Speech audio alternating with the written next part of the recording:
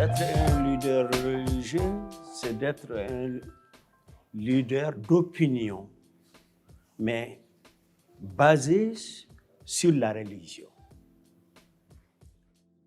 Être responsable de la communauté religieuse. Parce qu'au Mali, nous estimons que les 95% de la population sont musulmanes.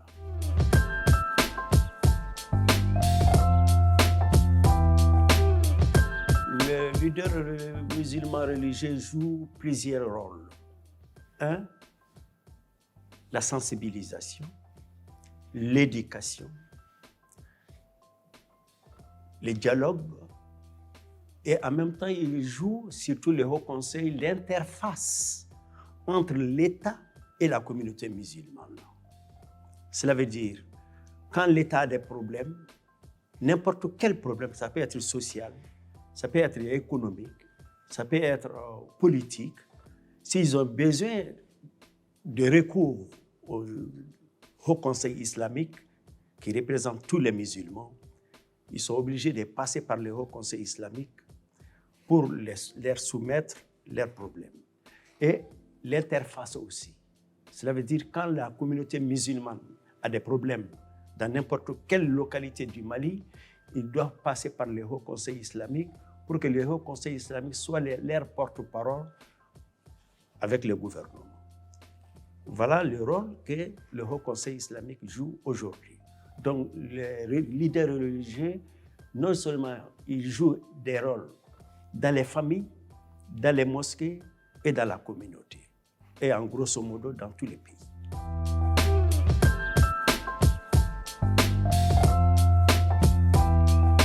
Nous, le conflit qui se passe au Mali est multidimensionnel. Et le conflit au Mali n'a pas commencé aujourd'hui. Mais tout le monde parle de 2012. Mais avant 2012, il y a eu beaucoup de mouvements au Mali. Même avant l'indépendance, juste depuis 1958, jusqu'en 1963. Il y a eu des événements. Et en même temps, ça a pris d'autres ampleurs à partir de 2012. 2012, quand le grand mur est tombé entre le nord d'Afrique et le sud du Sahara. Je vais parler ici par les événements qui se sont passés en Libye. Avec la disparition de Muammar Kadhafi et le pagaille qui a suivi cela, il y a eu des influences de ces conflits libyens sur le Mali. Et c'est à partir de là que le Mali a commencé à avoir beaucoup de problèmes entre Maliens et Maliens.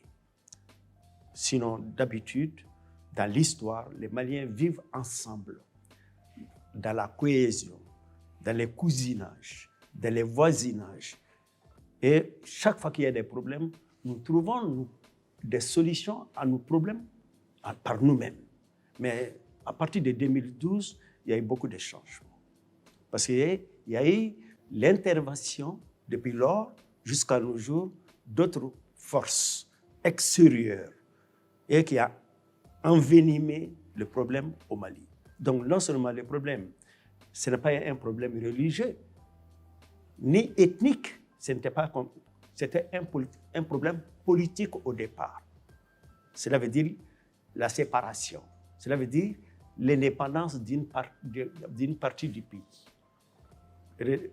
Est-ce que vous voyez? Mais qui s'est mélangé avec un problème religieux maintenant, avec l'arrivée des Ansardines et d'autres mouvements religieux Mali, qui sont nés au Mali ici, mais aujourd'hui, vous voyez, il y a la Qaïda, il y a l'État islamique qui sont tous représentés aujourd'hui dans les Sahara du Mali et qui a fait que d'autres forces étrangères sont venues au secours du Mali, telles que les Barkhane, MINUSMA et d'autres.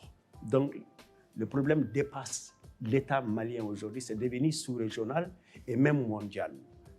Voilà les profondeurs du problème.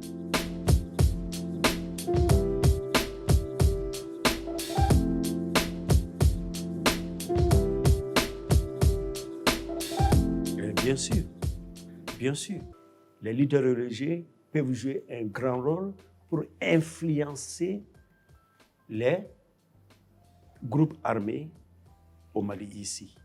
Parce que l'islam nous lie. Hein? La malianité, la nationalité malienne nous lie. Si on nous laisse le temps de rentrer en contact, en dialoguant avec nos frères qui ont pris les armes contre leurs propres frères. Donc on peut trouver des terrains d'attente pour solutionner nos problèmes au nom de l'islam, mais du vrai islam et de la bonne compréhension de l'islam. C'est de se former dans le droit humanitaire international. Parce que beaucoup de prêcheurs prêchent, mais sans tenir compte du côté humanitaire. Donc, on doit inclure maintenant le droit humanitaire dans nos discours et dans nos prêches sur les tribunes pendant les vendredis.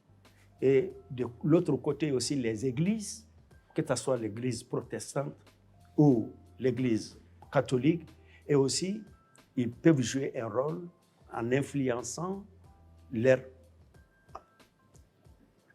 co-religionnaires. Deuxième appel, ça s'adresse à nos frères qui ont pris les armes, les différents mouvements qui sont sur le terrain, de respecter les droits de l'homme et les droits humanitaires. Parce que la religion nous oblige à les respecter, parce que l'humanité même l'esprit, la dignité, les valeurs, les différentes valeurs qui existent au Mali ici, nous poussent vers le respect de ces droits humanitaires. Dernier appel, ça c'est destiné à l'État. Que l'État facilite l'accès des religieux, des leaders religieux,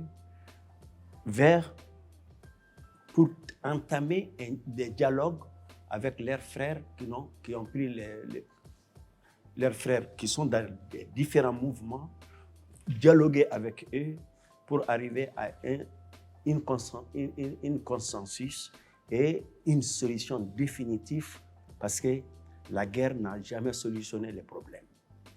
C'est le dialogue qui peut nous faire sortir de cette crise qui a trop duré et qui a trop fait beaucoup de mal à nous, à notre dignité et à notre religion en même temps. Voilà les appels que je voulais lancer à l'endroit des leaders religieux.